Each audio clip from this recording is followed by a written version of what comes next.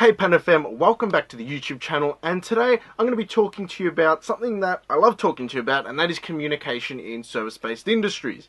But instead of just talking about it and saying how important it is and all that sort of crap which I did last year, I'm actually going to give you guys some actionable steps, some situations, some scenarios where you can actually take the advice of communicating better and have some practical advice on how to capitalize on that and actually improve your game when you're communicating to your clients.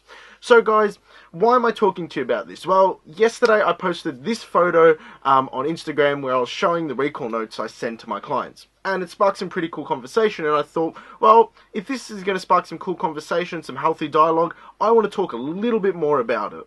So guys, let's start talking about it. So when people do start talking to you, or they get in contact with you, a potential lead, a potential client, they're going to want to know this. And this is typically how 99% of your communications go. What's your price? That's how it always starts. What's your price? What's your price to mix a record? What's your price to record this? What's your price to do this PR campaign? And you think, well, mate, I don't have all the information there to understand exactly what you're after, because there's so many variables that come into play when you're mixing a record, when you're setting up a campaign, when you're recording something. There are a million variables that come into play. So what you want to do is, as a great service provider, provide them with the information they're after, but you're going to need a little bit of help first. So the very first thing you should have is a form on your website or a set of questions that you ask them in order to get that information out of them, because that's super important. I have this form set up on my website, and it gives me most of the information I need in order to give people rough estimates and quotes for their projects. And it's super important you're able to do that quickly and efficiently, because if they don't get an answer, they get disinterested and they move on to the next thing, because most creatives are a little bit antsy-pantsy, and they can move on pretty quickly. So make sure you're able to action your communication in an efficient manner. The next thing is, let's say they go, hey, I love your budget, I love your proposed ideas, let's work together. Before you start working, just slow down a little bit. Set out a timeline. Set out some start dates, some end dates to your projects. Delineate anything that's happening within that timeline, and give them some expectations that you're going to meet, and some expectations that they might need to meet in terms of delivering you material to work on, so that way everything works accordingly and runs to a timeline. That's a really important form of communication. The next form of communication is, you've got everything set out, you've had your first initial contact, you've set out a timeline, and you're going to start working. Well, you need a contract. And you can either draft up a contract via an email, or you can have a contract lawyer draft you one up, which delineates the scope of your service, your obligation, your responsibilities, as much as the client's what they're going to receive in the service, their obligations and their responsibilities as the second party to this agreement.